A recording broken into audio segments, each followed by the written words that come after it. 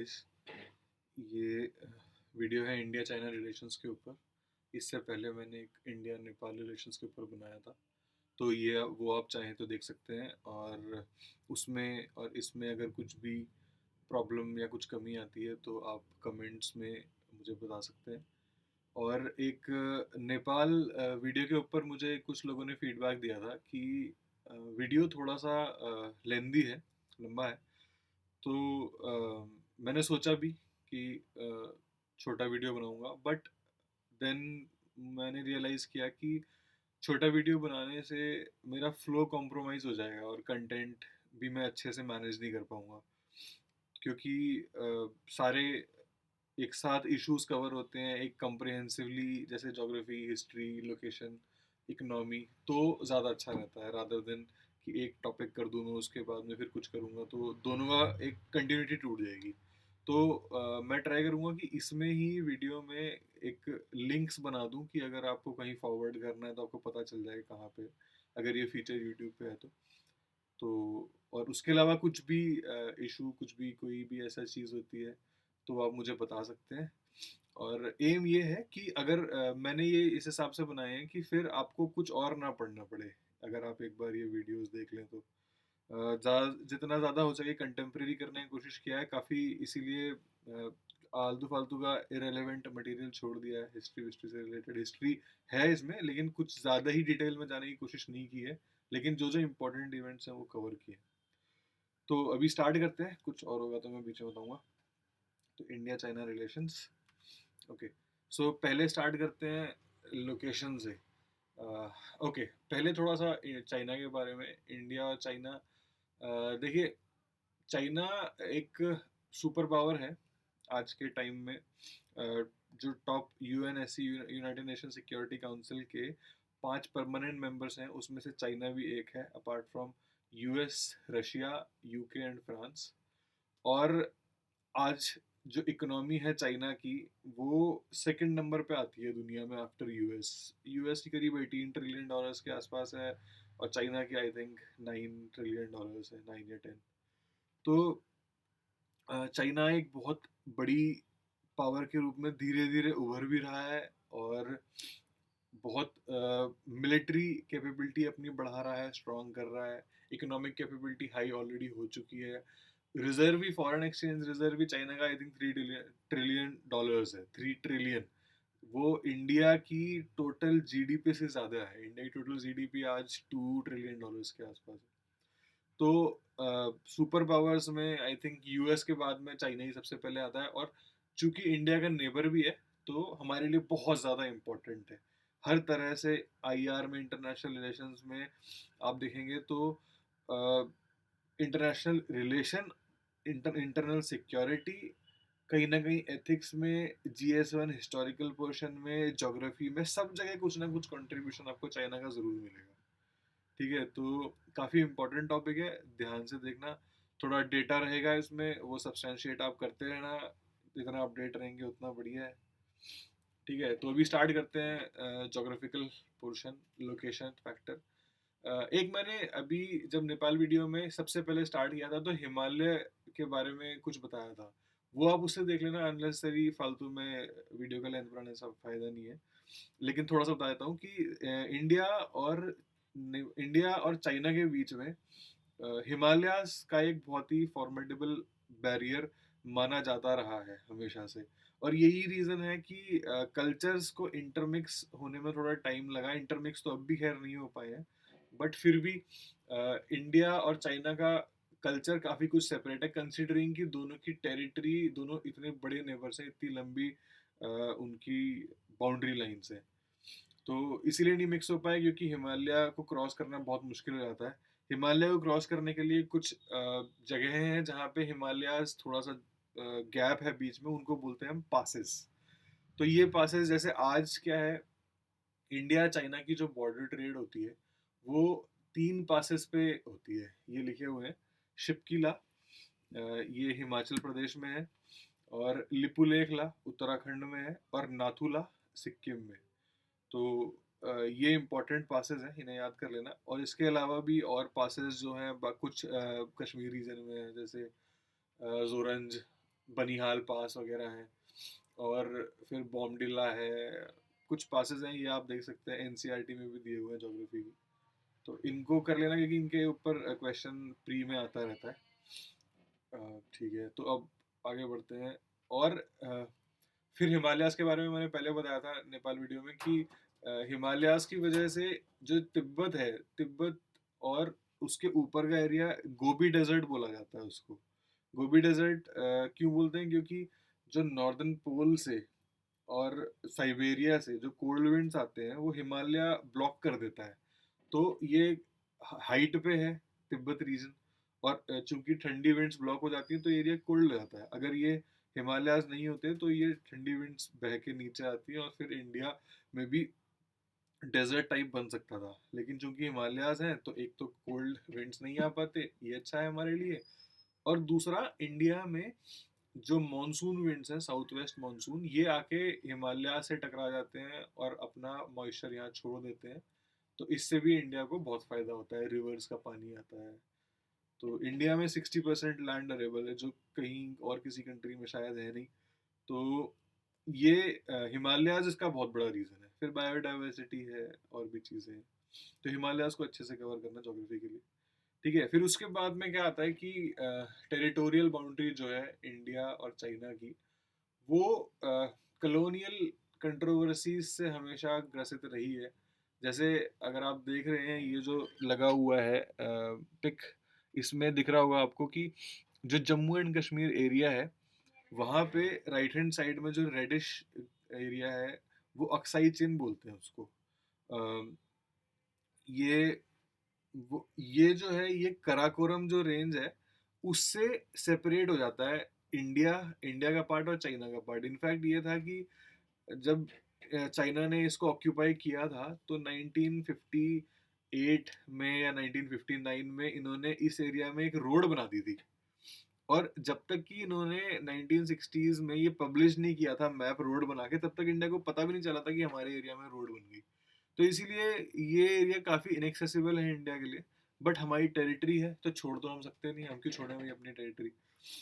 और इसी की तरह है राइट हैंड साइड में जो अरुणाचल प्रदेश है, ये एरिया प्रॉपरली इंडिया का अपना है, इसमें कोई शक नहीं है। बस ये एक कंट्रोवर्सी क्या है कि 1962 वॉर जब हुआ था तो चाइना ने इसको ऑक्यूपाई कर लिया था। तो चाइना इसको साउथ तवांग नाम बोलता है और बोलता है कि नहीं नहीं, ये डिस्प्यूटेड टेरिटरी है। तो ये इसको चाइना क्लेम करता है, लेकिन इंडिया ने कभी भी इस क्लेम को माना नहीं। इनफैक्ट एक पैकेज डील की बात भी हुई थी 1980 में, डेंग जियाओपिंग ने बोला था पैकेज डील में कि तुम अगर अक्साई चिन को हमें दे दो और तिब्बत को रिकॉग्नाइज कर दो तो हम अरुणाचल प्रदेश और सिक्किम को तुम्हें दे देंगे। बट इंडिया ने कोई रिप्लाई नहीं किया उसके ऊपर। अब शायद the deal is of the table, अब कोई नहीं बोलता उस बारे में। बाकी ये मैकमैन लाइन है जो ब्रिटिश अथॉरिटी ऑफिसर थे उन्होंने बनाई थी। लेकिन जहाँ पे एक्चुअली हमारे ट्रूप्स स्टेशन है उसको बोलते हैं LAC, line of actual control. जैसे इंडिया पाकिस्तान बॉर्डर जेएंडके में उसे बोलते हैं एलओसी, लाइन ऑफ कंट्रोल। यहाँ पे बोलते हैं लाइन ऑफ एक्चुअल कंट्रोल। ठीक है। अच्छा, उसके अलावा इंडिया और चाइना का जो बेसिक एरियाज हैं जहाँ पे अभी दोनों बहुत एक्सपैंड कर रहे हैं, दोनों राइजिंग पावर्स हैं। और आने वाली सेंचुरी, ये बोला जा रहा है 21st सेंचुरी एशियन सेंचुरी है, उसका रीज़न चाइना और इंडिया ही है। तो इंडिया क्या है कि इंडियन ओशन को अपना बैकयार्ड मानता है, मतलब अपना एरिया मानता है एक तरह से। और चाइना बोलता है इसी तरह से साउथ चाइना सी हमारा अपना है। लेकिन चाइना इंडियन ओशन रीजन में बहुत अपनी छेड़छाड़ करने की कोशिश करता है अपना एरिया, क्योंकि एक्चुअली रीज़न है उसका, चाइना ये समझता है कि जो मेन ऑयल इंपोर्ट्स हैं और इसके एक्सपोर्ट्स हैं मैन्युफैक्चर्ड, एक जैसे कि आप जानते हैं कि वर्कशॉप ऑफ द वर्ल्ड बोला जाता है चाइना को। तो ये एक्सपोर्ट्स ये जाते हैं इंडियन ओशन के थ्रू ही, कहाँ से निकल के ये जो सिंगापुर वाला एरिया है यहाँ से निकल के, और इधर से फिर इंडियन ओशन के थ्रू जाते हैं। तो चाइना नहीं चाहता कि इस एरिया में कभी कोई उसे इंटरफेरेंस हो। तो इसीलिए जो ये मलक्का स्ट्रेट है, स्ट्रेट ऑफ हॉर्मूज है, ये इंपॉर्टेंट है, ये आप देख सकते हैं मैप में गूगल पे सर्च करके। तो ये एरियाज ऐसे हैं जिनसे दुनिया का बहुत सारा ट्रेड क्रॉस होती है। तो इनको चाइना चाहता है कि उस पे उसका इन्फ्लुएंस बना रहे, तो इसीलिए इंडियन ओशन में चाइना कुछ ना कुछ अटेम्प्ट करता रहता है। लेकिन इंडिया को ये चीज़ अच्छी नहीं लगती। तो इंडिया इसीलिए कोशिश करता है कि नहीं नहीं हमारा अपना अधिकार बना रहे। उधर दूसरी साइड क्या है, साउथ चाइना सी। साउथ चाइना सी जो चाइना के जस्ट राइट हैंड साइड में है, वो एरिया वहाँ पे क्या है कि काफ़ी डिस्प्यूटेड एरिया है, क्योंकि चाइना एक 9 डैश लाइन है। वो मैं दिखा नहीं सकता, मेरे पास कोई ऐसा डिवाइस है नहीं कि जिसमें दिखा पाऊँ, बट आप देख लेना 9 डैश लाइन होती है। तो क्या है कि वहाँ पे जापान और फिलीपींस, साउथ कोरिया, वियतनाम, इन सब से क्या है, चाइना के वहाँ डिस्प्यूट्स हैं, क्योंकि चाइना बोलता है 9 डैश लाइन, जबकि वो लाइन बहुत बड़ी है। आज जो हमारा यूएन क्लॉज है, UN convention on laws of sea, उसके हिसाब से ये बोलते हैं कि एक तो होता है territorial area, I think 12 nautical miles होता है इनसाइड द सी। तो अगर आपकी बाउंड्री के 12 नॉटिकल माइल्स तक जो भी एरिया है वो आपका टेरिटोरियल वाटर है, उसमें किसी और कंट्री का कोई भी शिप या कुछ तब तक नहीं आ सकता जब तक आप उसे परमिट ना कर दो। और उसके बाद होता है 200 नॉटिकल माइल, जो कि ईईजेड होता है, एक्सक्लूसिव इकोनॉमिक जोन। इस एरिया में आ तो सब सकते हैं, लेकिन कोई भी एक्टिविटी होगी, जैसे कि कोई माइनिंग है, जैसे पॉलीमेटालिक नड्यूल्स होते हैं समुद्र के तल पे, पीएमएन्स होते हैं, पॉलीमेटालिक नोड्यूल्स, जिनमें मेटल के एक गुच्छे होते हैं, उनसे आप उठा के उनसे मेटल एक्सट्रैक्ट कर सकते हो। फिर उसके बाद में ऑयल एक्सप्लोरेशन होता है, समुद्र में फिर मछली होती है, फिशरीज होती है। तो ये इस एरिया को आप सिर्फ अकेले आप ही एक्सप्लॉइट कर सकते हो, जो कंट्री का ये ईईजेड है, एक्सक्लूसिव इकोनॉमिक जोन। तो इस तरह से क्या है, अब चाइना 9 डैश लाइन बोलता है, वो काफ़ी बड़ी है। उसके अगेंस्ट में फिर फिलीपींस ने अभी PCA, permanent court of arbitration में एक क्लेम भी डाला था, तो वो एडवर्स गया चाइना के। तो ये सब चीज़ें रहती हैं कि साउथ चाइना सी में ये सब इश्यूज रहते हैं चाइना के। फिर क्या है कि छोटे छोटे आइलैंड्स थे, उनको चाइना ने क्लेम कर लिया। क्लेम किस तरह से किया कि उनमें जाके मिट्टी भर दी और उनको बड़ा कर दिया, उसके ऊपर वो पूरी पूरी एयर स्ट्रिप बना दी, पूरा पूरा मिलिट्री का वो एरिया बना दिया। तो जैसे पैरासेल आइलैंड्स हैं, स्प्रैटली हैं। तो कुछ थोड़ा बहुत मैं अगले उसमें दिखाता हूँ आपको। जैसे अगर आप ये देखेंगे ना, तो लोकेशन फैक्टर्स अगर देखेंगे, इसमें नहीं है कुछ, तो मैं ये बाद में आते हैं इस पे। तो तो बेसिकली यही है कि दोनों के एरियाज हैं। उसके अलावा फिर Africa, central Asia, middle east. देखिए, अफ्रीका एक बहुत इंपॉर्टेंट एरिया है, क्योंकि काफ़ी अनएक्सप्लोर्ड है अभी, राइजिंग है वो भी। जैसे हम लोग बहुत गरीब थे 1947 में जब आज़ादी मिली थी, उसी तरह से अफ्रीका अभी भी बहुत गरीब है, लेकिन धीरे धीरे स्पीड पकड़ रहा है और पकड़ जाएगा, क्योंकि अब पूरी दुनिया का फोकस है अफ्रीका पे। तो इसीलिए वहाँ पे ये लोग एक्सपोर्ट मार्केट इंडिया और चाइना बनाने के लिए अपना, वहाँ पे काफ़ी जो वहाँ की गवर्नमेंट्स हैं उनके साथ में डील्स कर रहे हैं। तो ये अफ्रीका हो गया। फिर सेंट्रल एशिया, जैसे ये कंट्रीज हो गए जिसमें कजाकिस्तान है, तुर्कमेनिस्तान है, उज्बेकिस्तान है, तजिकिस्तान है। तो ये कंट्रीज जो है ये एनर्जी रिच कंट्रीज है। अब इंडिया की प्रॉब्लम क्या है कि इंडिया डायरेक्टली कनेक्टेड है नहीं इन सबसे। इंडिया, एक तो क्या है, जो ये टॉप मोस्ट पार्ट है इंडिया का, ये कश्मीर जो है, ये चाइना, ये पाकिस्तान ने ऑक्यूपाई कर रखा है। तो अफगानिस्तान से भी इनफैक्ट अगर अनऑफिशियली देखें तो कोई डायरेक्ट लिंक है नहीं, लेकिन फिर भी एग्जाम में आप हमेशा ये लिखेंगे कि हाँ, Afghanistan is a direct neighbour, क्योंकि ऑफिशियली इंडिया यही क्लेम करता है कि हमारी बाउंड्री तो पूरी है, ठीक है। लेकिन सेंट्रल एशिया तो किसी तरह कोई लिंक है ही नहीं। और ये अगर लिंक हमें मिल जाता तो हम पाइपलाइन बना सकते थे, हम वहाँ से रेलवे लाइन बना सकते थे, जिससे चाइना आज बहुत फ़ायदा उठा रहा है। हमें लेकिन कुछ फ़ायदा मिल नहीं रहा, क्योंकि हम कनेक्टेड नहीं है।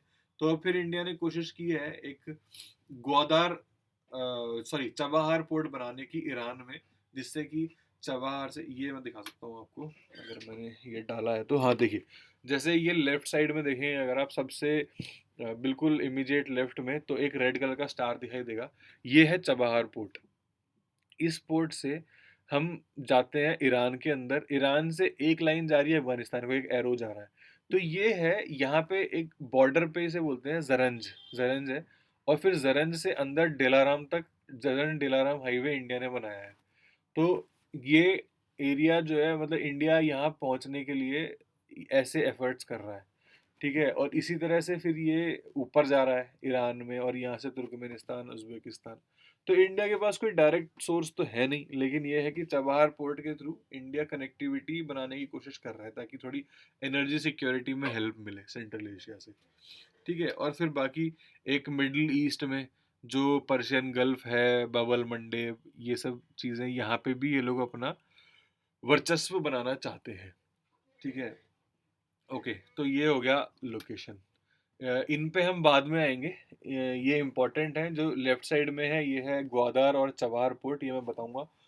जो ऊपर राइट हैंड साइड में है ये चाइना का one belt one road initiative है।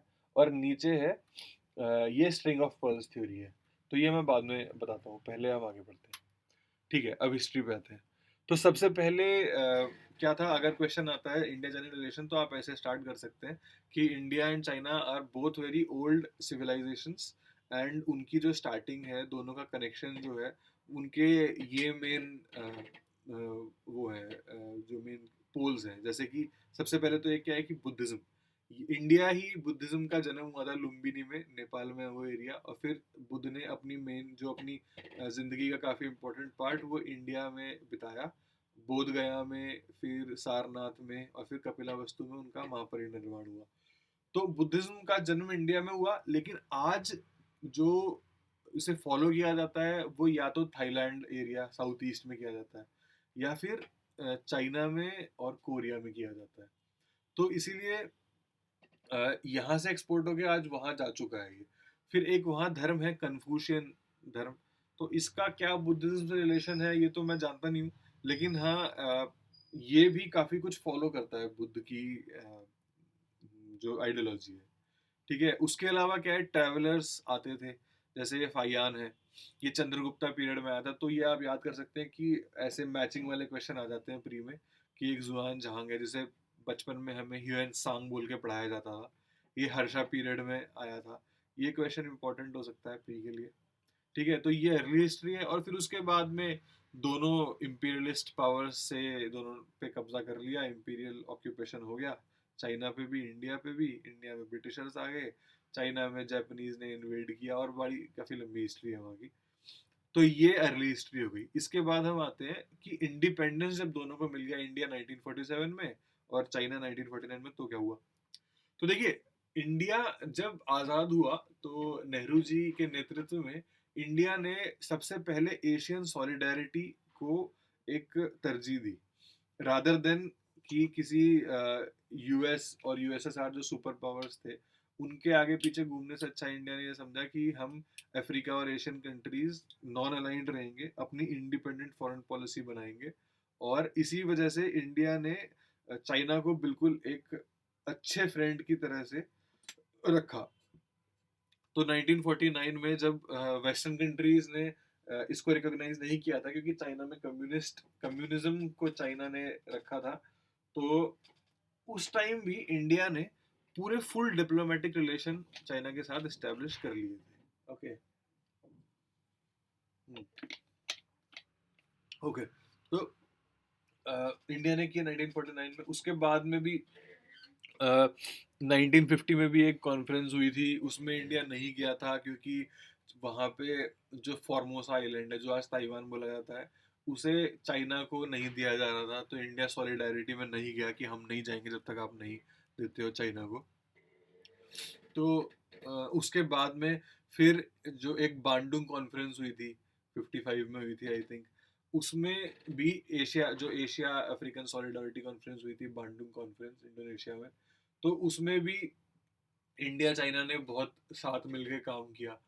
और फिर 1954 में पंचशील एग्रीमेंट साइन हुआ इंडिया और चाइना के बीच में। तो ये आज एक बहुत इम्पोर्टेंट, मतलब समझिए कि एक मानक है, एक तरह से एक मेजरमेंट कह सकते हैं एक तरह से, कि एक स्टैंडर्ड सेट करने वाली बात है कि पंचशील एग्रीमेंट, जिसमें ये बोला गया था कि एक दूसरे की पीसफुल राइज से हमें कभी प्रॉब्लम नहीं होगी, हम दोनों कोशिश करेंगे और दूसरे की डोमेस्टिक इश्यूज में कभी भी हम इंटरफेयर नहीं करेंगे। तो ये पंचशील एग्रीमेंट था, इसके और ये टोटल 5 थे, तो ये आप देख सकते हैं। और इसी के साथ इंडिया ने वन चाइना पॉलिसी को भी अपना लिया कि ताइवान, तिब्बत सब इंडिया, सब चाइना का पार्ट है। ठीक है। तो जो तिब्बत रीजन था वहाँ पे 1950 में, 1949 में चाइना ने उसको ऑक्यूपाई कर लिया था, एनेक्स कर लिया था। तो देखिए, तब क्या हुआ था, इसमें एक इम्पोर्टेंट पॉइंट ये है कि इंडिया अगर चाहता तो तिब्बत से, क्योंकि हमारे सिविलाइजेशनल लिंक रहे हैं तिब्बत से, तिब्बत सब बुद्धिज्म है वहाँ पे, तो इंडिया चाहता तो उसमें अपनी बादशाह बना सकता था, कोशिश कर सकता था कि हम भी रहेंगे, हमारा भी उससे टच रहे, हम भी मिलके रहे, और उससे ज़्यादा कनेक्टिविटी हो सकती थी। लेकिन इंडिया ने अच्छा ही दिखाते हुए कि नहीं नहीं, हमारी सॉलिडारिटी है, एशियन सॉलिडारिटी, तो इसीलिए इंडिया ने वन चाइना पॉलिसी मान ली कि ठीक है, तिब्बत तुम्हारा पार्ट है, हमें कुछ लेना देना नहीं है। ठीक है। फिर क्या हुआ कि बहुत अच्छा रिलेशन चलता आ रहा था, सब बहुत अच्छा चल रहा था इंडिया चाइना में। फिर धीरे धीरे थोड़ा सा एक मनमुटाव सा स्टार्ट हो गया, यही तिब्बत वाली बातों को लेके कि 1959 में एक रेवोल्यूशन हुआ वहाँ पे, और दलाई लामा तिब्बत से आ गए यहाँ पे इंडिया में, तिब्बत को छोड़ के, और यहाँ पे उन्होंने गवर्नमेंट इन एग्जाइल बना लिया।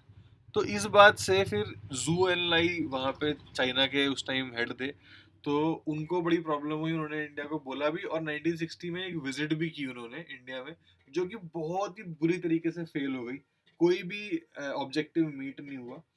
तो उसके बाद में फिर इन इससे फिर क्या हुआ कि 1962 में फाइनली ऐसा हुआ था कि इंडिया ने एक फॉरवर्ड पॉलिसी लॉन्च की थी, कि जो एक्चुअली जो हमारी लाइन ऑफ एक्चुअल कंट्रोल थी, उससे चाइना की तरफ इंडिया के ट्रूप्स अपनी बॉर्डर पोस्ट एस्टेब्लिश करने के लिए गए। तो चाइना ने 20 अक्टूबर 1962 को इंडिया पे अटैक कर दिया।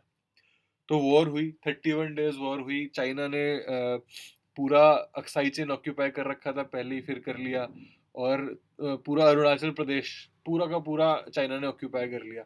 31 डेज तक चाइना ने किया, उसके बाद में फिर चाइना ने यूनिलैटरल सीज फायर किया, और प्री वॉर पोजीशन पे चाइना वापस चला गया। तो बेसिकली ये था कि तब तक नेहरू जी ये माना करते थे कि चाइना कभी भी हम पे अटैक नहीं करेगा, हमारी आपसी मजबूरियां, हमारी आपसी लड़ाइयां अलग बात है, लेकिन कभी भी हमारा वॉर नहीं छिड़ेगा। लेकिन वो वॉर होने से नेहरू जी के डिप्लोमेसी पे, उनके सेल्फ कॉन्फिडेंस पे बहुत फर्क पड़ा, और ये बोलते हैं कि he died a broken man in 64 because of Chinese betrayal. तो ये पॉइंट आप लिख सकते हैं कि नेहरू जी एक आइडियलिस्ट आदमी थे, वो सोचते थे कि नहीं, जैसा मैं हूँ अटैक नहीं करूंगा, वैसे ही वो लोग हैं। लेकिन ये चीज आप भूल गए, नेहरू जी भूल गए कि चाइना की हिस्ट्री हमेशा ही ऐसी रही है। चाइना कभी भी पीसफुल पावर नहीं था। ठीक है, अपने तरफ से चाइना ने काफी अच्छी चीजें की होंगी, ठीक रहा होगा, लेकिन चाइना कभी पीसफुल पावर के नाम से नहीं जाना जाता, जैसे इंडिया जाना जाता है कि महात्मा गांधी हैं हमारे, नेहरू जी हैं हमारे, तो हमारे सरदार पटेल हैं, ये सब लोग हमारे पीसफुल राइज में। इनफैक्ट भगत सिंह, जिन्हें कि एक रेवोल्यूशनरी कहा जाता है, उन्होंने भी बाद में ये सब बातें, जब जेल में तो ये बोला था कि रेवोल्यूशन कोई ऐसी बड़ी चीज नहीं है, अगर पीसफुल तरीके से मिल जाए तो उससे अच्छा कुछ नहीं है। ठीक है, लेकिन चाइना का बिल्कुल उल्टा है, चाइना ने शुरुआत से ही वॉयलेंट रेवोल्यूशन पे ही ध्यान दिया है, अगर आप हिस्ट्री पढ़ेंगे तो देखेंगे। ठीक है। अच्छा, अब बैक टू दिस। फिर ये हमारा वॉर हुआ, उसकी वजह से इंडिया की थोड़ी डाउन हो गई, इंडिया की इमेज। अगर आप हार गए तो फिर इसका मतलब आपको लीडर की पोजीशन से समझिए निकाल ही दिया गया एक तरीके से। तो इंडिया की पोजीशन काफी डाउन हुई। उसके बाद में फिर धीरे धीरे हमारा इंडिया का 1962 से समझिए 1976 तक, 62 76 14 साल तक इंडिया और चाइना में अच्छे रिलेशंस नहीं रहे, रिलेशन बहुत खराब रहे। जैसे कि कई एग्जांपल्स हैं, 1964 में चाइना ने न्यूक्लियर वेपन टेस्ट कर दिया, तो लॉम्पोर शायद करके जगह है, वहां पे उन्होंने टेस्ट कर दिया, तो इंडिया घबरा गया। फिर इंडिया ने 1974 में टेस्ट किया, जिसे इंडिया ने पीएनई बोला, पीसफुल न्यूक्लियर एक्सप्लोजन। ठीक है। फिर इनफैक्ट 1998 में जब इंडिया ने, अटल बिहारी वाजपेयी गवर्नमेंट ने जब टेस्ट किया था पोखरण में, तो उसमें इंडिया ने बिल क्लिंटन को, यूएस प्रेसिडेंट को, एक लेटर लिखा था। उसमें डायरेक्टली इंडिया ने ये बोला था कि ऑल्दो हमारा नेबर है, ठीक है हर तरह से, लेकिन फिर भी न्यूक्लियर पावर है, तो हमें डर लगता है, तो इसीलिए हम अपना खुद को सेफ करने के लिए ये टेस्ट कर रहे हैं। ठीक है, तो इंडिया का न्यूक्लियर प्रोग्राम जो है चाइना सेंट्रिक है एक तरह से, पाकिस्तान से कोई खास लेना देना है नहीं। पाकिस्तान का जो न्यूक्लियर प्रोग्राम है वो इंडिया सेंट्रिक है, ये कह सकते हैं। ठीक है, फिर हुआ 1965 वॉर। उसमें चाइना ने इंडिया को डराया धमकाया, थ्रेटन किया कि हम सिक्किम में अलग से फ्रंट खोल देंगे, हम भी लड़ाई चालू कर देंगे, ताकि शायद तुम्हें फिर दोनों जगह पे लड़ाई करनी पड़ेगी हमसे, इंडिया पाकिस्तान को और इंडिया सॉरी इंडिया को पाकिस्तान से और इंडिया को चाइना से। उसके बाद में फिर ये हुआ कि इन सब चीज़ों से इंडिया डरा तो नहीं, लेकिन हाँ इंडिया कॉशियस जरूर हो गया। और फिर एक 1969 में एक उसूरी रिवर है रशिया और चाइना के बॉर्डर पे, वहाँ पे इंडिया जो सॉरी चाइना और रशिया में आपस में वॉर हुई। और उससे फिर ये हुआ कि चाइना और यूएस थोड़े पास आ गए, क्योंकि दोस्त का दोस्त दोस्त दुश्मन का दुश्मन दोस्त होता है। तो रशिया और यूएस में दुश्मनी थी, तो चाइना और यूएस पास आ गए, और इसी वजह से इंडिया और रशिया ने एक अलग एक्सेस बना लिया। तो फिर अगले कुछ सालों तक यही चला ग्रेट पावर पॉलिटिक्स में। उधर पाकिस्तान चाइना और यूएस पास पास आ गए, और इधर इंडिया और रशिया आ गए। इनफैक्ट 71 में India Russia peace and mutual assistance treaty भी साइन की गई। 20 ईयर्स ट्रीटी थी ये, कि अगर अगर हम पे हमारे कोई आपकी टेरिटरी पे वॉर करेगा तो हम उसे अपने ऊपर वॉर समझेंगे और फिर आपके डिफेंस पे आएंगे। ठीक है। अच्छा, उसके बाद में कुछ और इरिटेंट रहे कि 1974 में इंडिया न्यूक्लियर टेस्ट हो गया। फिर सिक्किम में एक रेफरेंडम हुआ, उसको उसमें उनकी आबादी ने 99.7% आबादी ने बोला कि हमें इंडिया में शामिल होना है। लेकिन चाइना कहता है कि अरे ये तो नेकेड एग्रेशन है। तो नेकेड एग्रेशन वाली बात बोली गई, चाइना को अच्छा नहीं लगा। फिर अरुणाचल को बाद में 80s में, इनफैक्ट लेट 80s में आके, पहले अरुणाचल को NEFA बोलते थे, नॉर्थ ईस्ट फ्रंटियर एजेंसी। बाद में आके अरुणाचल को इंडिया ने एक स्टेट बना दिया। तो इसके ऊपर भी चाइना का ऑब्जेक्शन था कि ये तो डिस्प्यूटेड टेरिटरी है, आपने स्टेट क्यों बना दिया। ठीक है, तो ये रहा 1976 तक। उसके बाद में 1970 में एक ऐसा बोलते हैं डेंग स्माइल, मतलब 1970 में डेंग जियाओपिंग ने, जो इंडिया का एम्बेसडर था, उसे स्माइल किया उसकी तरफ और उसको बोला कि हमें अब अपने रिलेशन इंप्रूव करने चाहिए। तो 1976 तक जब हमारे न्यूक्लियर रिप्लेयर टेस्ट हो चुके थे, तब जाके इंदिरा गांधी ने भी फिर रेसिप्रोकेट किया, और 1976 में पूरे डिप्लोमेटिक रिलेशंस हमारे एस्टेब्लिश हो गए। ठीक है, फिर 1988 में राजीव गांधी ने एक विजिट की, जो कि देखिए इससे पहले 1950s में, 30 साल पहले 58 में आई थिंक नेहरू जी ने विजिट की थी। तो उसके बाद राजीव गांधी की विजिट थी 88 में। तो बहुत टाइम बाद कोई गया था, और काफी कुछ इससे हमें वो मिली। इसका विजिट का एक बहुत इंपॉर्टेंट पॉइंट है जो आप लिख सकते हैं अपने उसमें, वो ये था कि इंडिया ने बॉर्डर डिस्प्यूट को हमारे रिलेशंस से डीलिंक कर दिया। इसका मतलब ये कि बॉर्डर डिस्प्यूट अलग चलता रहेगा और हमारे रिलेशंस अलग चलते रहेंगे। तो ये एक बहुत अच्छा पॉइंट था। फिर एक ये भी बोला जाता है कि राजीव गांधी ने ये भी माना कि हाँ हमारी टेरिटरी से थोड़ा थोड़ा जो है कुछ एंटी चाइना एक्टिविटीज होती हैं, तो इन सब चीज़ों को भी मतलब तिब्बत इंसर्जेंसी और ये सब चीज़ें, इनको थोड़ा सा इनका ध्यान रखा गया। और ठीक है, 1988 में ये हुआ।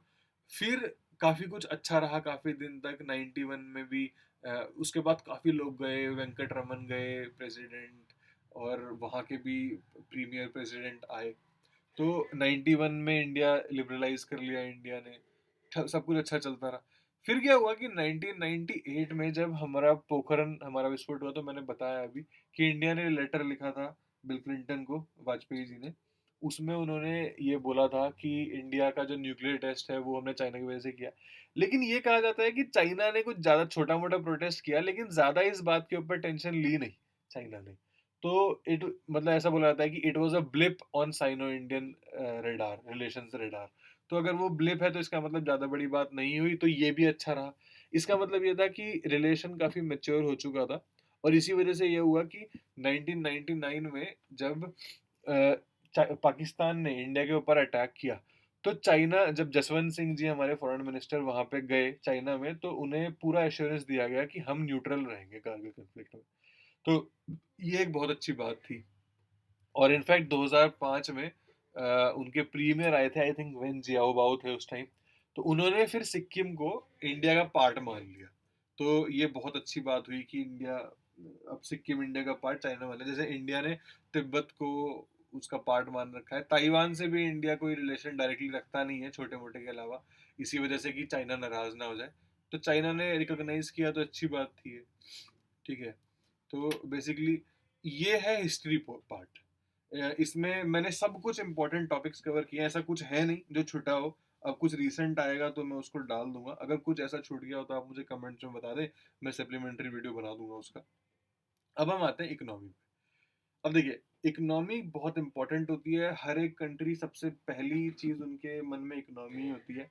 जो भी हम अपने इंटरेस्ट वगैरह फॉलो करते हैं वो सब इसी बेसिस पे करते हैं, इंटरनेशनल इंटरेस्ट हो गए वो सब।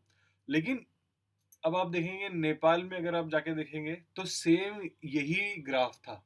बस फर्क सिर्फ इतना था कि जो ट्रेड था वो 84% इंडिया के फेवर में था, 16% नेपाल के में था। यहाँ पे उल्टा हो गया। और ये मैंने जो ग्राफ बनाया है, तो ये समझिए कि जो ट्रेड है वो $77 बिलियन है, टोटल ट्रेड। उसमें से इंडिया का एक्सपोर्ट सिर्फ और सिर्फ $12 बिलियन है। तो एग्जैक्ट वैल्यू 12-13 होगी, लेकिन 12 मान के चले आप।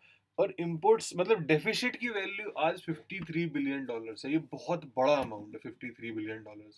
ये अभी अभी नवंबर 2016 में मैंने कहीं पढ़ा है कि $53 बिलियन का डेफिसिट है इंडिया और चाइना के बीच में।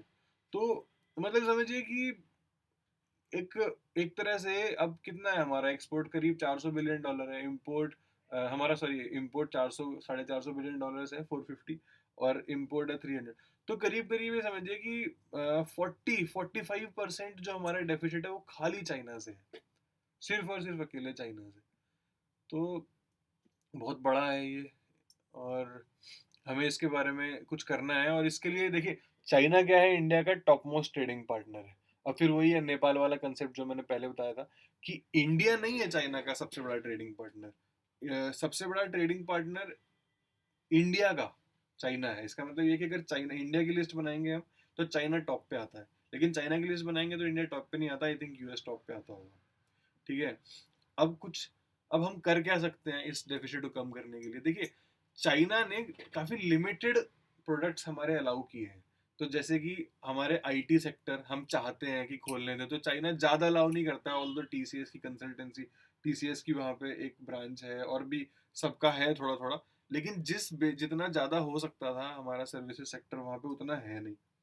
और उसके अलावा हमारे फार्मा प्रोडक्ट्स जो है, हमारी दवाइयाँ, जिसमें इंडिया एक वर्ल्ड लीडर है, पूरा अफ्रीका इंडिया की दवाइयों पे जी रहा है, वो वहाँ पे उनको वो अलाउ नहीं करते चाइना वाले। तो ये सब कमियां आ रही हैं।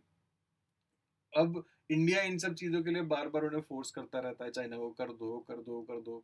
अब इसी तरह से क्या है कि चाइना कहता है चलो ठीक है, हम एक काम करते हैं, जो हमारा डेफिसिट है ना, इसके लिए हम एक काम कर लेते हैं कि हम इन्वेस्टमेंट कर देंगे, तो तुम्हें पैसा मिल जाएगा। लेकिन फिर अब चाइनीज जो इंडस्ट्रियल जो कॉरपोरेट्स आते हैं, वो लोग बोलते हैं हम इसलिए नहीं कर सकते कि भाई मैन्युफैक्चरिंग का प्रॉब्लम है, क्योंकि आपके यहाँ मैन्युफैक्चरिंग तो है नहीं, तो फैक्ट्री हम डालें कहाँ? और फिर हम डालेंगे तो वहाँ इंफ्रास्ट्रक्चर के प्रॉब्लम्स होंगे कि वहाँ बिजली नहीं आएगी, रोड्स नहीं है, ट्रांसपोर्ट नहीं है।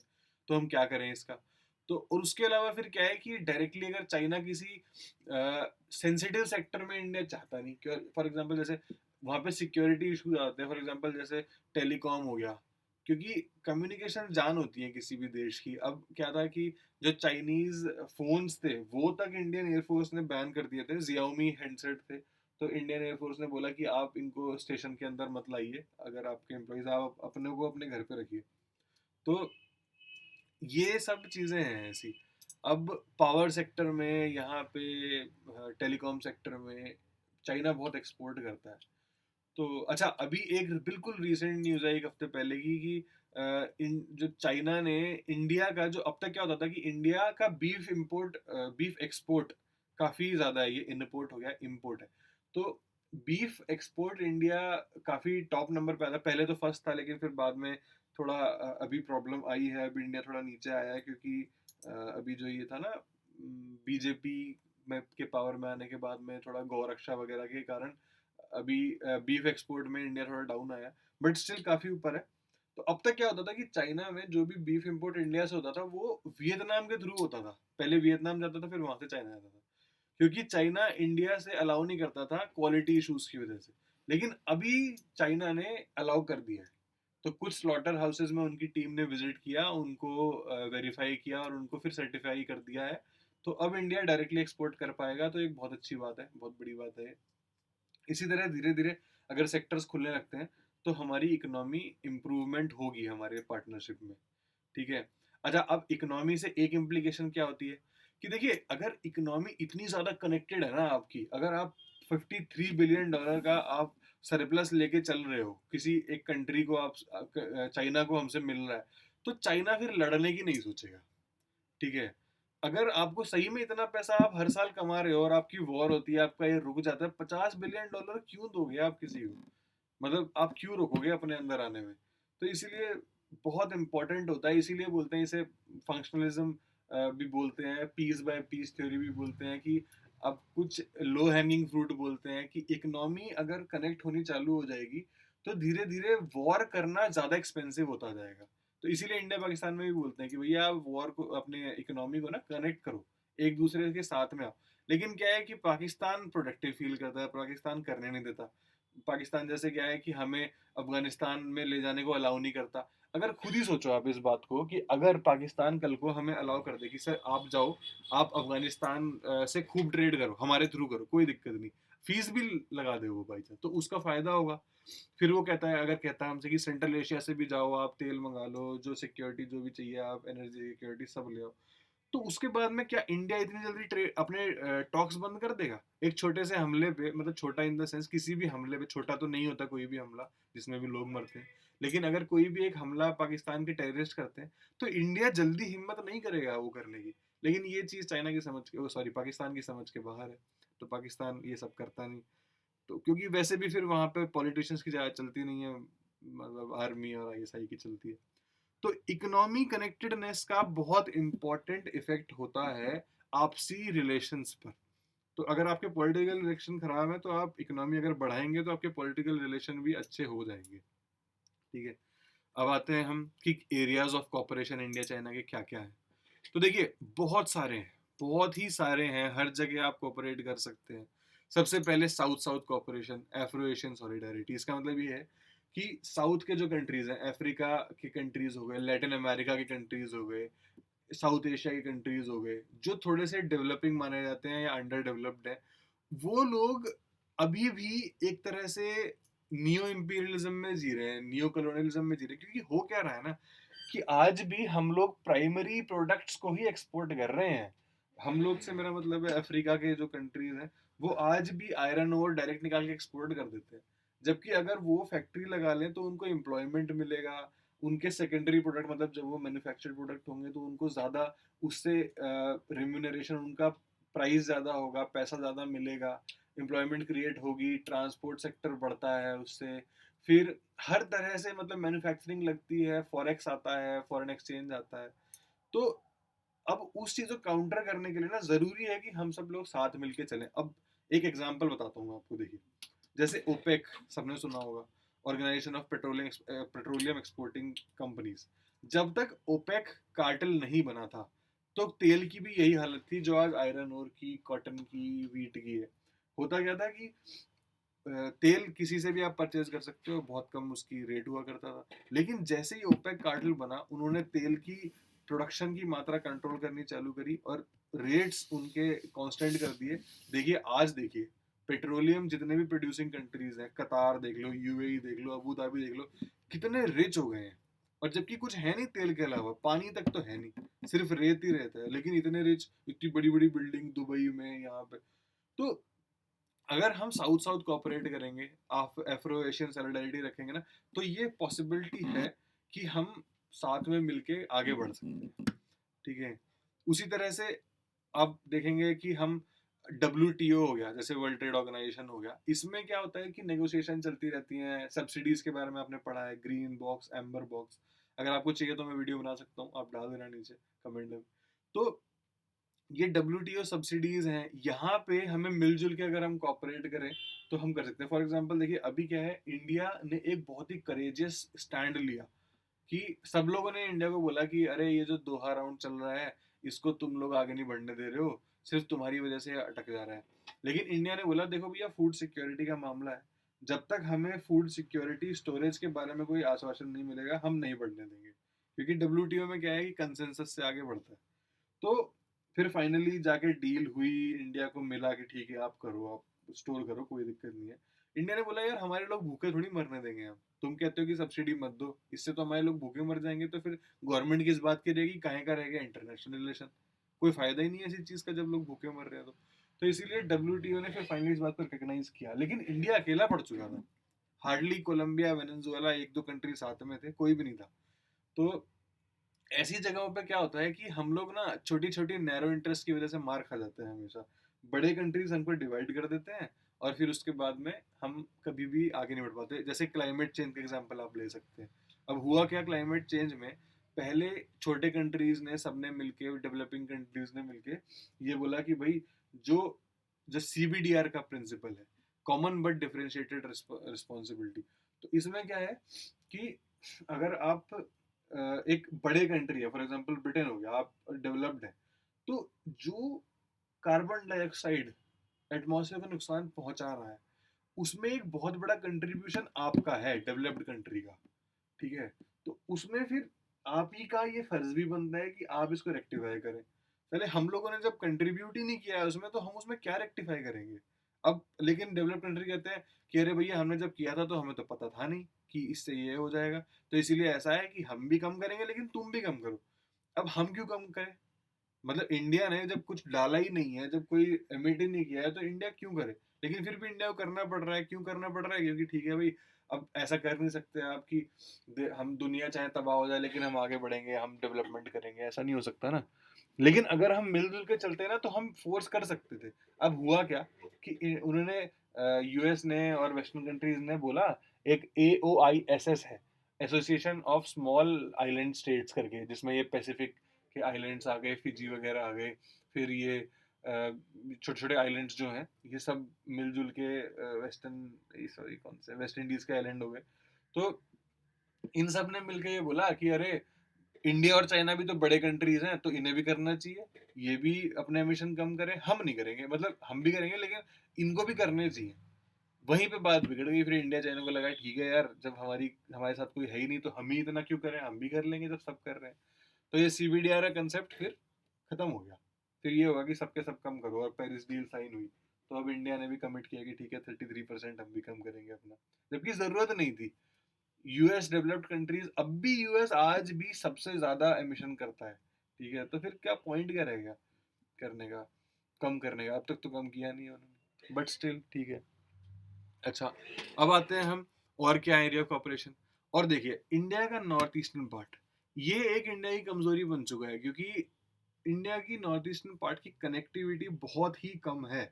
अगर आप देखेंगे ना तो एक, जहाँ पे वेस्ट बंगाल का टॉप पोर्शन है, वो जहाँ पे असम से कनेक्ट होता है, वो उस एरिया की टोटल विड्थ जो है, उसकी चौड़ाई सिर्फ 20 किलोमीटर है। ठीक है, तो जो भी हमारे, जितना भी हमारे कम्युनिकेशन ट्रांसपोर्ट होता है, जैसे कि रेलवेज हो गई, बसेस, रोड हो गई, और हमारा ये हो गया, प्लेन्स हो गए हमारे, रेलवे, टेलीकम्युनिकेशन लाइन हो गई, ऑयल पाइपलाइन हो गई, सबकी सब हमारी इस 20 किलोमीटर में से जाती है। ठीक है, इसे चिकन स्नैक भी बोला जाता है। तो अब क्या है, इतने से हम कितना ले जा पाएंगे इतने छोटे से एरिया से। फिर क्या है, वहां पे ये पहाड़ी एरिया, नॉर्थ ईस्ट एरिया, तो रोड्स वगैरह ज्यादा चौड़ी बन नहीं सकती, सिंगल सिंगल लेन की रोड है, बड़े टैंकर जाते हैं तो मुड़ नहीं पाते हैं। अब यही हो रहा था कि वहां पे जब एक त्रिपुरा में एक हाइड्रो पावर प्लांट लगाने की बात आई, तो जो टर्बाइंस थे वहां पहुंच ही नहीं पा रहे थे। फिर फाइनली जाके शेख हसीना जी के पास गए, हमारे पीएम, बांग्लादेश की पीएम जो है, फिर उन्होंने अलाउ किया कि ठीक है आप हमारी टेरिटरी से ले जाओ। तो उनकी भलाई की वजह से हमारे फिर ये लगे, राम करके कुछ है वो एरिया, और वहां से फिर अब हम बांग्लादेश को भी बिजली देते हैं। तो ये देखिए, तो नॉर्थ ईस्ट का अगर डेवलपमेंट करना है ना, तो हम डायरेक्टली यहाँ से नहीं कर सकते, हमें फिर थोड़ा क्रॉस जाना पड़ेगा, या तो बांग्लादेश के थ्रू जाए हम, अगर हमें कलकत्ता से अगरतला जाना है, अगर हम बांग्लादेश के थ्रू जाते हैं ना, तो ये डिस्टेंस 6 टाइम्स शॉर्ट है, 6 टाइम्स, नॉट 6%, 60%, 6 गुना, मतलब पांच, आप 6 गुना ज्यादा जाओगे। अगर 1 घंटा लगता है तो 6 घंटे लगेंगे आपको। तो बहुत ही ज्यादा, मतलब ये बीच में फर्क पड़ जाता है। तो अब इंडिया, और दूसरी तरफ आप देखेंगे अगर, तो साउथ वेस्ट और जो साउथ एरिया है चाइना का, वो भी इतना डेवलप्ड नहीं है। इंडिया, जो चाइना का जो मेन डेवलप्ड एरिया है, वो सब ईस्ट, जो जो सी से जुड़ा हुआ है, साउथ चाइना सी से, वही एरिया है। तो अगर हम मिलके चलेंगे ना, तो दोनों एरिया का डेवलपमेंट हो सकता है, साउथ वेस्ट चाइना का भी और नॉर्थ ईस्टर्न इंडिया का भी। अब जैसे कई हैं, जैसे BCIM, बांग्लादेश, ये क्या है, Myanmar China India, Bangladesh China India Myanmar, ये BCIM कॉरिडोर है। तो यहाँ से एक रोड्स और इनका रेलवे लाइन का एक वो बन रहा है। फिर K2K, कोलकाता टू कॉन्मिंग हाईवे, ये कलकत्ता से ढाका, फिर वहां से मणिपुर, मिजोरम, फिर म्यांमार, और फिर चाइना, इस तरह से जाता है ये K2K हाईवे। ठीक है, इस तरह से फिर ऑल मल्टीलेटरल है। तो बेसिकली ये है कि हमारे नॉर्थ ईस्ट का डेवलपमेंट जो है ना, वो काफी कुछ म्यांमार पे, चाइना पे और बांग्लादेश पे डिपेंड करता है। हमें इनसे अच्छे से रिलेशन बनाने पड़ेंगे इसके लिए। ठीक है। अच्छा, उसके अलावा क्या है कि मल्टीलैटरल इंस्टीट्यूशंस जैसे ब्रिक्स हो गया, RIC, RIC, Russia, India, China, SCO, Shanghai cooperation organisation, जिसका इंडिया भी फुल मेंबर बन चुका है, इंडिया पाकिस्तान दोनों। तो इनमें हम लोग को कॉपरेट करते हैं, हम लोग साथ में रहते हैं। थोड़ा सा अभी इस बार देखा था कि ब्रिक्स जो समिट हुआ था इंडिया में, गोवा में, उसमें जैसा इंडिया ने, मोदी जी ने कोशिश की कि एंटी टेररिज्म डिक्लेरेशन हो, वैसा हुआ नहीं, क्योंकि चाइना ने पाकिस्तान की वजह से उसको आने नहीं दिया था जॉइंट डिक्लेरेशन में। लेकिन हम कर सकते हैं, और इकोनॉमी वगैरह पे सब जगह पे हम कंसंट्रेट कर सकते हैं, कोऑपरेट कर सकते हैं। ठीक है। इसी तरह से फिर जो इंटरनेशनल फाइनेंस इंस्टीट्यूशंस है, IMF हो गया, NDB तो ब्रिक्स का ही है, न्यू डेवलपमेंट बैंक, AIIB ये चाइना ने बनाया, Asian infrastructure and investment bank. ठीक है। तो IMF के जो कोटाज होते हैं, वहाँ पे कोटे के थ्रू ही होता है सब कुछ, तो वहाँ पे भी हम कोऑपरेट कर सकते हैं। फिर काउंटर टेररिज्म, एक देखिए, ये बहुत ही इंपॉर्टेंट पॉइंट है। काउंटर टेररिज्म इंपॉर्टेंट क्यों है? क्योंकि इंडिया तो आप सब जानते हैं, इंडिया तो जूझ रहा है, पूरे कश्मीर में इंसर्जेंसी फैली हुई है। उधर नॉर्थ ईस्टर्न साइड में उल्फा है, NSCN है, IM, आइसेक मुइवा तो अभी ठीक है, शांत है। खापलांग ग्रुप जो है NSCN के, वो पूरा इंसर्जेंट ग्रुप है। ठीक है। फिर नेक्सलाइट्स हैं यहाँ पे। तो ऐसा नहीं है कि चाइना में इंसर्जेंसी नहीं है। चाइना में जो जिनजियांग एरिया है, जो वेस्टर्न मोस्ट एरिया है, उसे जिनजियांग बोलते हैं, काशगार, जिनजियांग। यहाँ पे मुस्लिम्स रहते हैं, और कुछ मुस्लिम रहते हैं, और इनको बोलते हैं उइगुर्स, UIGHUR, उइगुर्स। और इन उइगुर्स का जो बेस है, वो बोला जाता है कि पाकिस्तान में ही है, जो टेररिस्ट है।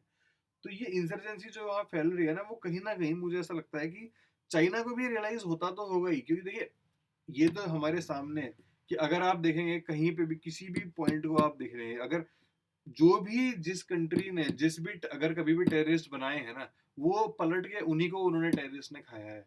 आप देखिए ओसामा बिन लादेन, सबसे बड़ा एग्जांपल, अमेरिका का बनाया हुआ Osama bin Laden, finally attack 9/11 हुआ, और फाइनली अमेरिका ने ही उसे मारा। ठीक है। इसी तरह से तालिबान, पाकिस्तान का बनाया हुआ तालिबान, पाकिस्तान पे अटैक कर रहा है, अब ये ऑपरेशन ज़र्ब है, जब लेके उसके पीछे भाग रहे हैं।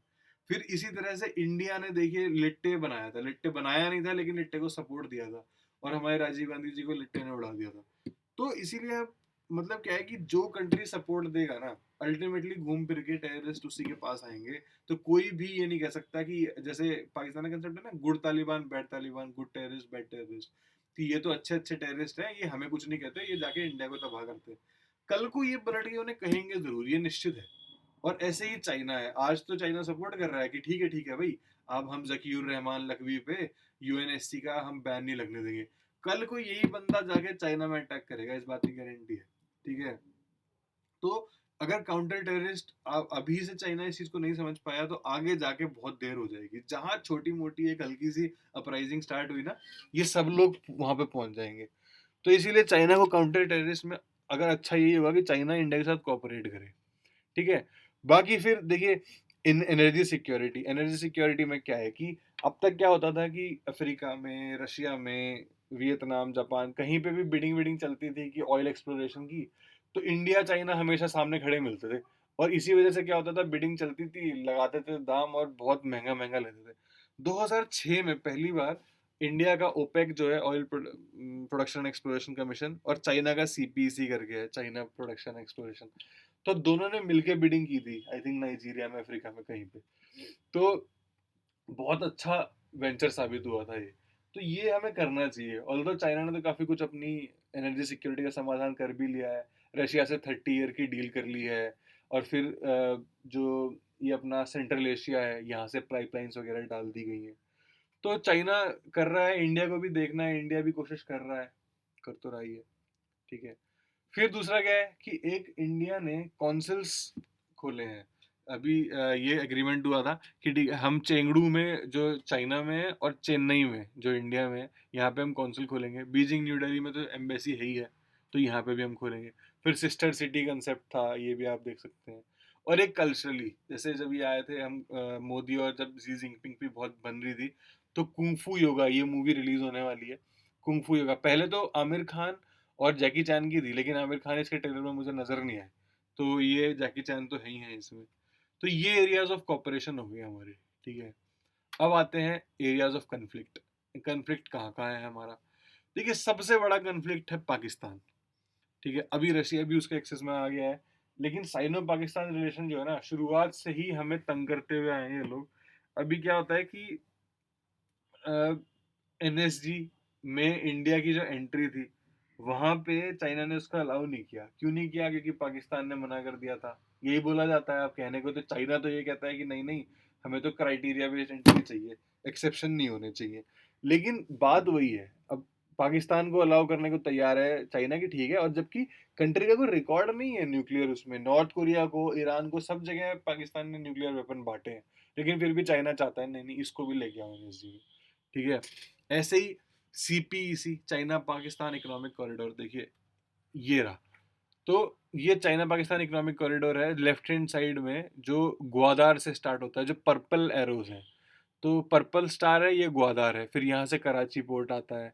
फिर ये पूरा पाकिस्तान कवर करते करते, और एंड में जब कराकोरम, एलओसी, यहाँ पे कश्मीर जो पीओके है, यहाँ से निकलता हुआ ये काशगार एरिया में जाता है चाइना के, ठीक है। तो इसको आप पॉज करके देख लेना और नेट पे भी सर्च कर लेना।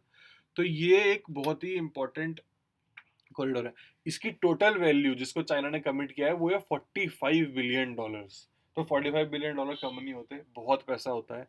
तो कंपैरिजन अगर हम करें तो इंडिया में खाली $22 बिलियन की इन्वेस्टमेंट है चाइना की। तो इसलिए क्या है ना कि इसमें ये क्या है, रोड्स है, इसमें रेलवे नेटवर्क है, पोर्ट बना ही रहा है चाइना, ऑयल पाइपलाइन है। तो सीपीईसी ये एक बहुत बड़ा एरिया है। और सबसे बड़ी बात, इंडिया को प्रॉब्लम इससे नहीं है कि डेवलप करे पाकिस्तान, इंडिया तो चाहता है आप डेवलप करो, अच्छी बात है यार, जब डेवलप करोगे तो टेररिस्ट क्या है, जो लोग अनएम्प्लॉयड है उन्हीं को तो रिक्रूट करते हैं टेररिस्ट। जो एम्प्लॉयड है, अपना खा कमा रहा है, उसे तो कुछ कर नहीं सकते। तो अगर अच्छे से डेवलप करेगा तो बढ़िया है हमारे लिए। लेकिन प्रॉब्लम कहाँ आ रही है कि ये सीपी से निकलता है, पीओके से, पाकिस्तानी ऑक्यूपाइड कश्मीर से। तो डिस्प्यूटेड टेरिटरी में कोई भी वर्ल्ड जो इंटरनेशनल लॉ है उसके हिसाब से कोई कंस्ट्रक्शन नहीं हो सकती, लेकिन चाइना बनाए चले जा रहा है धड़ाधड़ धड़ाधड़। तो ये चीज इंडिया को गलत दिखती है सीपीसी में, और कुछ नहीं है। फिर उसके अलावा जैसे यूनाइटेड नेशन सिक्योरिटी काउंसिल है, वहां पे जकीउर रहमान लखवी जो मुंबई अटैक का मास्टरमाइंड था, इसको चाइना बार बार टेक्निकल होल्ड पे डाल देता है कि नहीं, इन्फॉर्मेशन सफिशिएंट नहीं है, इन्फॉर्मेशन लाओ तब जाके हम इस बंदे को सैंक्शन लिस्ट पे डालेंगे। एक ये हो गया। फिर इनका न्यूक्लियर और डिफेंस कोऑपरेशन, अभी 8 सबमरीन देने की बात हुई है, diesel submarine, last year China ने पाकिस्तान को। अब अगर कल को ये न्यूक्लियर हो जाती है तो इंडिया को प्रॉब्लम हो जाएगा उससे, ठीक है। ऐसे ही फिर अभी ग्वादार पोर्ट के लिए 2 शिप भी दिए हैं चाइना ने। उसी तरह से न्यूक्लियर कॉपरेशन इनका, जो यहाँ तक कि ये भी बताते हैं, जो AQ खान है जो इनका हेड था, वो भी चाइना से ही सब कुछ सीख के आया था। और जो इनके न्यूक्लियर पावर प्लांट भी लगे हुए हैं, चश्मा 1 चश्मा 2, ये सब के सब चाइना ने लगा रहा है। और चाइना, अब इंडिया ने तो क्या है, देखो यूएस से इंडिया की सिविल न्यूक्लियर डील हुई, तो इंडिया ने क्यों हुई? क्योंकि इंडिया को एनएसजी ने वेवर दिया कि ठीक है आप जाओ, बना लो। लेकिन चाइना, पाकिस्तान को तो वेवर दिया नहीं है, लेकिन फिर भी चाइना पूरी तरह से न्यूक्लियर सपोर्ट चल रहा है चाइना का वहां पे। तो ये एक इशू है, ठीक है। अब उसके बाद सेकेंड इशू, बॉर्डर इशू। तो पूरा का पूरा बॉर्डर जो है वो डिस्प्यूटेड है। कहीं पे भी कभी क्या होता है, चाइना के वो जो बॉर्डर माना जाता है, चाइना वाले बोलते हैं हमारा यहाँ पे, इंडिया वाले बोलते हैं नहीं हमारा इतना है। तो वहां पे हमेशा ये होता रहता है कि कभी चाइना के ट्रूप इंडियन बॉर्डर में घुस आते हैं, कभी इनकर्जन हो जाता है, कुछ हो जाता है। तो जब तक बॉर्डर इशू रिजॉल्व नहीं होगा तब तक प्रॉब्लम्स चलते ही रहेंगे। बस इसमें यही एक इम्पॉर्टेंट पॉइंट है कि 1988 में राजीव गांधी ने ये बात बोल दी थी कि बॉर्डर इशू अलग हम सॉल्व करते रहेंगे, बाकी कॉपरेशन आप आगे बढ़ाओ। तो डीलिंग कर दिया था बॉर्डर इश्यूज को हमारे रिलेशनशिप से। ठीक है। एक फिर अलग एरिया क्या है, रीजनल सुप्रीमेसी। अब देखिए, साउथ चाइना सी में, इंडियन ओशियन में, नेपाल, जो इंडियन ओशियन इंडिया के नेबर्स हैं, नेपाल, श्रीलंका, मालदीव, पाकिस्तान में, फिर पैरासोल और स्प्रेटली आइलैंड्स है वहां पे। तो इन सब जगहों पे क्या है कि इंडिया चाहता है मैं सुप्रीम रहूं, चाइना चाहता है कि मैं सुप्रीम रहूं। तो अब जैसे वियतनाम में ऑयल एक्सप्लोरेशन के लिए ओपेक ने ओवीसी बनाया था, ऑयल विदेश लिमिटेड करके, ओवीएल। ठीक है। तो ओपेक विदेश लिमिटेड, वहां पे उन्होंने बिड किया, वियतनाम ने उनको ऑयल वेल दिए कि जाओ इनमें एक्सप्लोर करो, लेकिन चाइना ने उस पर ऊपर ऑब्जेक्शन किया। तो इंडिया ने छोड़ दिया उसको, ये बोल के कि ठीक है हमें यहाँ मिला नहीं, हमने कोशिश की, अच्छा नहीं है ये एरिया। तो चाइना को बड़ी प्रॉब्लम होती है अगर इंडिया साउथ चाइना सी में कुछ भी करेगा तो। लेकिन चाइना कुछ भी कर लेता है इंडिया में, जैसे कोको आइलैंड्स है अंडमान के बिल्कुल बगल में, वहां पे चाइना ने अपनी लिस्टिंग पोस्ट बना रखी है। फिर हम्बन टोटा, श्रीलंका में हम्बन टोटा करके पोर्ट बना दिया, पाकिस्तान में ग्वादार बना दिया, बांग्लादेश में चिट्टागोंग बना दिया, म्यांमार में सिटवे पोर्ट बना दिया। ये देखिए स्ट्रिंग ऑफ पर्ल्स थ्योरी जो है ना, ये नीचे वाला, राइट हैंड नीचे वाला, ग्वादार हो गया, हम्बन टोटा हो गया, सिटवे हो गया, चिटागोंग हो गया, कोको आइलैंड्स है अंडमान के ऊपर। तो ये सब चाइना ने बना रखे हैं। तो अब चाइना एक्सपेक्ट करता है कि इंडिया तो साउथ चाइना सी के आसपास फटके भी नहीं, लेकिन चाइना बनाता रहे सब कुछ अपने सारे यहाँ पे, स्ट्रिंग ऑफ पर्ल्स बोलते हैं ऐसे यूएस वाले। तो ये चीज चाइना की गलत है। ठीक है। अच्छा, अब फिर क्या है, ये वन बेल्ट वन रोड, ये देखिए, अब ये एक ऐसी चीज है, वन बेल्ट वन रोड जिसके दो पार्ट हैं, एमएसआर मैरीटाइम सिल्क रूट और सिल्क रोड बेल्ट। ये देखिए, तो ये राइट साइड में जो टॉप में है, द सिल्क ग्रीन में silk road economic belt, SREB, और इसके नीचे मैरीटाइम सिल्क रोड। ठीक है। तो ये है इनकी one belt one road theory. तो पहले सिल्क रूट जो था उसको इन्होंने रिवाइव किया है चाइना ने। एक है लैंड ओवरलैंड रूट, ओवरलैंड मतलब ये है सिल्क रोड इकोनॉमिक बेल्ट, जो चाइना से स्टार्ट होता है, सेंट्रल एशिया से होते हुए रशिया से फिर यूरोप में जाता है। अभी अभी लेटेस्ट एक ट्रेन है जो 14 दिन में यहाँ से चाइना से लंदन पहुंची है चल के। पूरा ये कवर करते हुए central Asia, Russia, Belarus, Poland, France, Belgium, France, और फिर इंग्लिश चैनल, मतलब पानी के नीचे से इंग्लैंड पहुंची है ये। तो ये है सिल्क रोड इकोनॉमिक बेल्ट। ठीक है। और दूसरी तरफ है ये मैरीटाइम सिल्क रूट, मतलब पानी पानी वाला। तो चाइना से ये जाता है, ये मलक्का स्ट्रेट से, सिंगापुर से होते हुए इंडिया में भी आता है कलकत्ता में, फिर कोलंबो पोर्ट, ग्वादार पोर्ट, और मालदीव्स, यहाँ से होते हुए फिर पर्शियन गल्फ, और यहाँ से फिर ये वापस यूरोप में जाके मिल जाता है। तो ये है मैरीटाइम सिल्क रोड।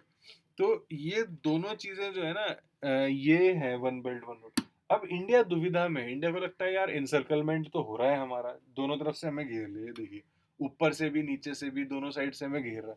लेकिन फिर इंडिया को कहीं ना कहीं ये भी लगता है कि अपॉर्चुनिटी भी है, अगर ट्रेड रूट बन रहा है तो क्यों ना हम भी मिल लें इसमें, हमें क्या फर्क पड़ता है। ठीक है।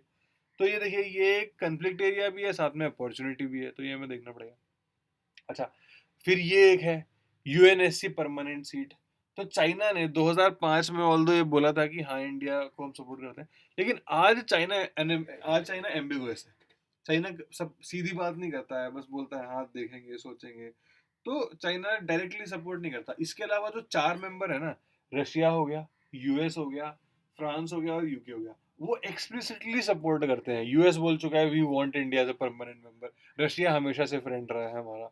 फिर फ्रांस और यूके तो डायरेक्टली बोलते हैं हाँ इंडिया को तो होना चाहिए, लेकिन परमानेंट सीट मिल नहीं रही क्योंकि चाइना एम्बिगुअस है। अब धीरे धीरे रशिया भी पलट रहा है, तो देखना है हमें फ्यूचर में क्या होता है।